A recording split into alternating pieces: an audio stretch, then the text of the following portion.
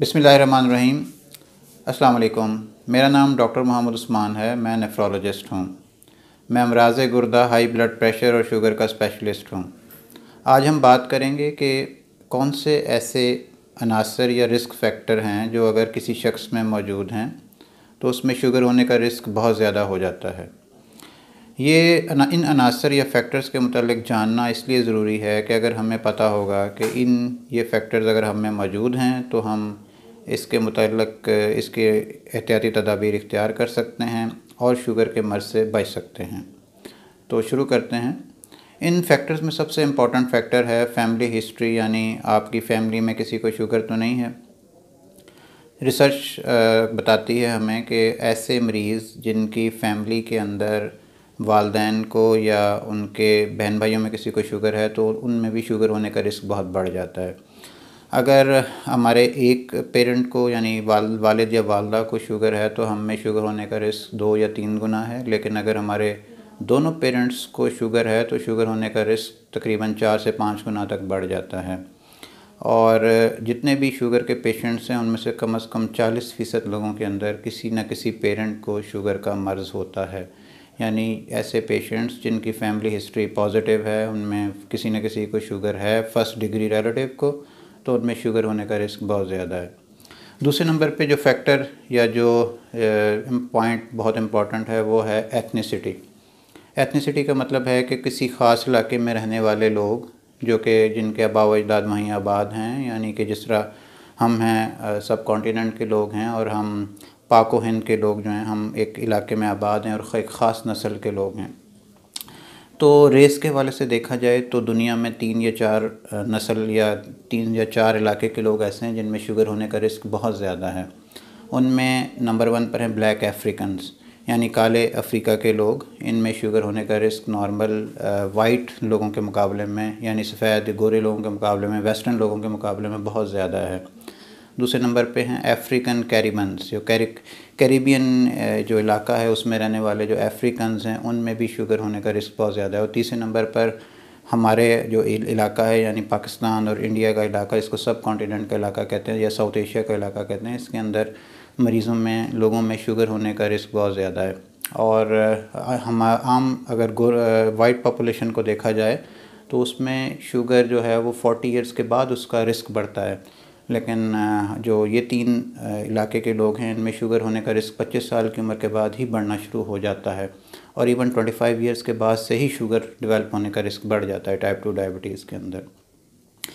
तीसरी जो बहुत इम्पॉर्टेंट रिस्क फैक्टर है जो कि किसी भी शख्स के अंदर मौजूद है और उससे शुगर होने का रिस्क बढ़ाता है वो है मोटापा। मोटापा एक ऐसा फैक्टर है जो कि मॉडिफाइबल है, यानी कि उसको करेक्ट किया जा सकता है, उसको ठीक किया जा सकता है। बहुत सारी रिसर्च इसके ऊपर की जा चुकी है और एक अमेरिकन रिसर्च के मुताबिक अगर मोटापा जैसे जैसे बढ़ता है शुगर का रिस्क इंतहाई बढ़ जाता है। और एक उन्होंने स्टडी की 14 से 16 साल पर मुहित, तो उसमें उन्होंने मुख्तलिफ़ हॉस्पिटल्स के अंदर नर्सेस को देखा और उनमें मोटापे की शरह देखी। तो उन्होंने देखा जैसे जैसे उनका वज़न बढ़ता जाता है उनमें शुगर का रिस्क बढ़ जाता है, हत्ता कि अगर वेट बहुत ज़्यादा हो जाए तो शुगर होने का रिस्क 100 गुना तक भी बढ़ सकता है। तो मोटापे को मेजर करने के लिए एक फार्मूला या एक कैलकुलेटर इस्तेमाल किया जाता है जिसे हम कहते हैं बॉडी मास इंडेक्स यानी BMI। तो BMI 25 से ऊपर बढ़ता जाए तो शुगर का रिस्क उससे आगे आगे बढ़ता जाता है और इवन 35 तक जाके अगर पेशेंट का BMI चला जाए तो शुगर का रिस्क बहुत ज़्यादा हो जाता है। फोर्थ जो बहुत इम्पॉर्टेंट पॉइंट है वो है कि मोटापा किस किस्म का है। मोटापा 2 किस्म का है। एक को हम कहते हैं मेल टाइप ऑफ मोटापा, यानी कि मर्दाना किस्म का मोटापा, और दूसरा जो औरतों के अंदर होता है। मेल टाइप ऑफ मोटापा ये होता है कि आपका पेट यानी तोंद बढ़ जाए, और फीमेल टाइप ये है कि आपके रान और आपके कूलों के ऊपर ज़्यादा फ़ैट आ जाए। तो जो मेल टाइप ऑफ मोटापा यानी जिसमें आपका पेट यानी तोंद बढ़ जाता है ये शुगर होने का रिस्क बहुत ज़्यादा बढ़ाता है, और जो दूसरे टाइप है मोटापा उसमें इतना रिस्क इजाफा नहीं होता। अच्छा, फोर्थ इम्पॉर्टेंट पॉइंट जो हम डिस्कस करेंगे वो है शुगर के लेवल्स का नॉर्मल से बढ़ जाना, जिसे हम कहते हैं इम्पेयर्ड ब्लड ग्लूकोज लेवल्स। तो इसका क्या मतलब है कि नॉर्मल अगर 8 घंटे किसी ने कुछ नहीं खाया या ओवरनाइट नहीं खाया तो उसकी ब्लड शुगर लेवल जो है वो 100 से नीचे होना चाहिए।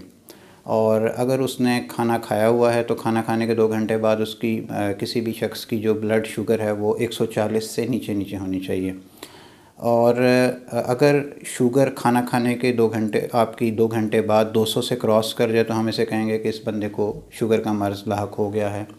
और अगर खाली पेट शुगर 126 से ऊपर चली जाए तो इसे हम कहेंगे इसको शुगर का मर्ज़ लाहक हो गया। ये जो लेवल्स हैं जिसमें खाली पेट शुगर 100 से 126 के दरमियान है, इसको हम कहते हैं इम्पेयर्ड ब्लड ग्लूकोज लेवल्स, यानी कि इस बंदे के नॉर्मल लेवल्स नहीं हैं, इसमें शुगर का रिस्क डेवलप होना शुरू हो गया। इसमें इसका जो है वो इंसुलिन शुगर को कंट्रोल करने के लिए मुनासिब नहीं खारिज हो रही, इसकी वजह से इसका लेवल डिस्टर्ब होना शुरू हो गया है। तो ऐसे तमाम लोग जिनके ब्लड ग्लूकोज लेवल्स इम्पेयर्ड हैं, उनके ग्लूकोज लेवल्स नॉर्मल नहीं हैं लेकिन वो फुल फ्लैज शुगर की कैटेगरी अभी उसमें नहीं गए, इन लोगों में शुगर होने का रिस्क बहुत ज़्यादा है। देखा गया है इन पेशेंट्स को जब फॉलो किया गया तो इनमें से कम अगर 100 मरीज़ हैं तो उनमें से 25 पेशेंट्स अगले 2 या 5 साल के अंदर जो है वो शुगर के मर्ज़ का शिकार हो गए हैं। तो इस ऐसे पेशेंट्स जिनका शुगर लेवल नॉर्मल से ज़्यादा हो, उनको अपने लिए एहतियाती तदाबीर की ज़रूरत है ताकि शुगर से बच सकें। अच्छा, नेक्स्ट बहुत इम्पॉर्टेंट पॉइंट है वो है एक्सरसाइज़ या हमारा लाइफस्टाइल। तो एक्सरसाइज़ के हवाले से ये देखा गया है कि जो लोग एक्सरसाइज़ नहीं करते, जो लोग कम से कम हफ़्ते के अंदर रोज़ाना डेली बेसिस पे 20 से 25 मिनट की तेज़ वॉक नहीं करते या वो एक्सरसाइज़ की आदत नहीं बनाते, तो चाहे उनमें मोटापा हो या ना हो, उनमें शुगर होने का चांस बढ़ जाता है। तो एक्टिव लाइफस्टाइल हमें शुगर के मर्ज़ से बचा सकता है।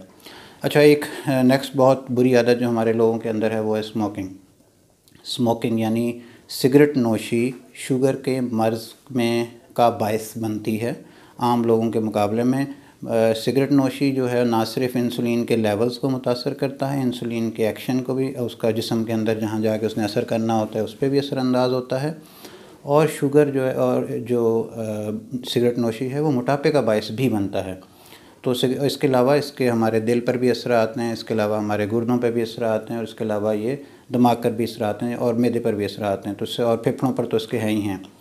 तो इसलिए सिगरेट नोशी जो है वो उसके बहुत सारे नुकसानात में से एक नुकसान ये भी है कि वो शुगर के मर्ज़ का बायस बन सकती है। नंबर 7 पे जो पॉइंट हम डिस्कस करेंगे वो है हमारी डाइट। डाइट के हवाले से डाइट में बहुत इंपॉर्टेंट चीज़ें हैं जो कि हमारे ख़ुराक में अब शामिल हो चुकी हैं और जो शुगर का मर्ज़ का बायस बनती हैं। जो एक ख़ास किस्म की ख़ुराक जिसे हम वेस्टर्न यानी कि मगरबी ख़ुराक कहते हैं, उसमें बड़े और छोटे गोश्त का ज़्यादा इस्तेमाल, यानी कि मटन का, बीफ का ज़्यादा इस्तेमाल, और प्रोसेस्ड मीट यानी कि जिसे जो कैंस की शक्ल में आता है या जो कि आपको प्रोसेस की हुई मार्केट से आपको गोश्त जो मिल जाता है मुख्तलिफ़ रेसिपीज़ के अंदर, या फिर जो है वो इसके अलावा जो हमारा जिसी तरह जो दूध की ऐसी बनी हुई अशियाँ हैं, जिस तरह दूध पनीर है या मक्खन है, उसका ज़्यादा इस्तेमाल, या मीठी चीज़ों का और मीठे का बहुत ज़्यादा इस्तेमाल, ये वो चीज़ें हैं अगर लंबा अरसा इस्तेमाल की जाएँ हमारी लाइफ के अंदर तो इससे शुगर का मर्ज़ लाहक हो सकता है। और इसके अलावा जो एक बहुत इम्पॉर्टेंट चीज़ है वो है कोल्ड ड्रिंक्स का इस्तेमाल। ये कोक, पेप्सी, 7 अप और ये जो एनर्जी ड्रिंक्स हैं या फिर ये जो मशरूबात हम घर में बनाते हैं, इनका लंबा इस्तेमाल भी शुगर के मर्ज़ का बायस बनता है। अच्छा, अब इसके अलावा जो कुछ ऐसे अमराज़ हैं जो कि शुगर के मर्ज़ का बायस बनते हैं, उसमें एक इंतहाई इम्पॉर्टेंट मर्ज़ जो कि ख़वातीन के अंदर होता है उसे हम कहते हैं गेस्टेशनल डायबिटीज़। गेस्टेशनल डायबिटीज़ का मतलब है कि किसी भी खातून को हमल के दौरान शुगर का मर्ज़ लाहक होना। शुगर का मर्ज़ लाहक होने की उसमें बहुत सारी वजूहात हैं। जो हमल के दौरान जो हार्मोन्स बॉडी के अंदर ख़ारिज होते हैं वो इंसुलिन का असर सही तरीके से होने नहीं देते, उसकी वजह से शुगर के लेवल बढ़ने शुरू हो जाते हैं। देखा गया है, रिसर्च हमें बताती है कि तकरीबन 50% ख़वातीन ऐसी हैं जिनको अगर हमल के दौरान शुगर के लेवल बढ़ते हैं और डायबिटीज़ यानी शुगर का मर्ज़ लाहक होता है तो उनको आगे ज़िंदगी में भी शुगर का मर्ज़ जारी रहता है और 50% वापस अपने लेवल पे नॉर्मल आ जाते हैं। और ये ज़्यादातर वो ख़वातीन होती हैं जिनमें ऑलरेडी बाकी सारे रिस्क फैक्टर्स भी मौजूद होते हैं। एक और बहुत इम्पॉर्टेंट चीज़ ये है कि जो मरीज़ जिनको दिल के अमराज लाहक होते हैं, जिनमें दिल का अटैक होना या हार्ट फेल होना, उनमें देखा गया है कि जिन पेशेंट्स को दिल के अटैक होते हैं अगले 6, 10 या 12 साल के अंदर उन पेशेंट्स के अंदर शुगर होने का रिस्क मौजूद होता है। आम लोगों को और दूसरे जिन मरीज़ों को दिल के अमराज होते हैं, उन दोनों को जब कंपेयर किया गया है तो देखा गया है कि जिन लोगों को दिल के अमराज हैं उनमें शुगर होने का रिस्क तकरीबन डबल है नॉर्मल लोगों के मुकाबले में। इसके अलावा ख़वातीन से रिलेटेड ही एक और मर्ज़ है जिसको हम कहते हैं पॉलीसिस्टिक ओवेरियन डिज़ीज़। ये एक ऐसा मर्ज़ है जिसमें ख़वातीन के अंदर जो है माहवारी के मसाइल होते हैं, उनमें बेऔलादी के प्रॉब्लम्स होते हैं और चेहरे पे बहुत ज़्यादा बाल वगैरह आते हैं, मोटापे के मसाइल होते हैं। इस मर्ज़ के अंदर भी शुगर होने का रिस्क होता है। तकरीबन 40-45% ख़वातीन ऐसी होती हैं जो कि जिनमें मोटापा और शुगर का मर्ज़ लाहक हो जाता है इन पेशेंट्स के अंदर, या उन लोगों के शुगर के लेवल्स डिस्टर्ब होने शुरू हो जाते हैं। एक ऐसा मर्ज़ है जिसको हम मेटाबॉलिक सिंड्रोम कहते हैं। मेटाबॉलिक सिंड्रोम एक ऐसा मर्ज़ है जिसके अंदर जिस मरीज़ के अंदर मोटापा आता है, उसका ब्लड प्रेशर तेज़ होता है, उसमें चिकनाई, कोलेस्ट्रॉल और ट्राइग्लिसराइड के लेवल्स बढ़ जाते हैं। ये मर्ज़ शुगर का बायस बनता है। ये और भी बहुत सारी बीमारियों की वजूहात है की वजह बनता है। तो जिन पेशेंट्स में ये सारे मसाइल जिसे मेटाबॉलिक सिंड्रोम कहते हैं, ये इनमें शुगर होने का रिस्क बढ़ जाता है। इसके अलावा कुछ देखा गया है कि ऐसे बच्चे जिनका पैदाइशी तौर पे वज़न बहुत कम होता है, जिसको लो बर्थ वेट कहते हैं, उनमें अडल्ट एज में जाके शुगर का मर्ज़ लाहक होने का रिस्क बढ़ जाता है। इसी तरह ऐसे बच्चे जिनका वज़न पैदाइश के वक़्त नॉर्मल से बहुत ज़्यादा होता है, उनमें भी शुगर का मर्ज़ लाहक होने का चांस होता है, वो उनमें भी रिस्क नॉर्मल लोगों के मुकाबले में बढ़ जाता है। अच्छा, इसके अलावा कुछ ऐसी अद्वियात हैं जिनका अगर इस्तेमाल किया जाए लंबा अरसा तो उसके साथ शुगर का मर्ज़ लाहक होने का रिस्क बढ़ जाता है। इनमें सबसे इम्पॉर्टेंट है स्टीरॉइड्स। स्टीरॉइड्स बहुत सारे अमराज के इलाज के लिए इस्तेमाल होते हैं। अगर उनका लंबा अरसा तक इस्तेमाल किया जाए तो ये शुगर के जहाँ इनके और बहुत सारे साइड इफ़ेक्ट्स हैं, उनमें से एक साइड इफ़ेक्ट शुगर का मर्ज़ भी लाहक करना भी है। ये शुगर के लेवल को डिस्टर्ब करते हैं।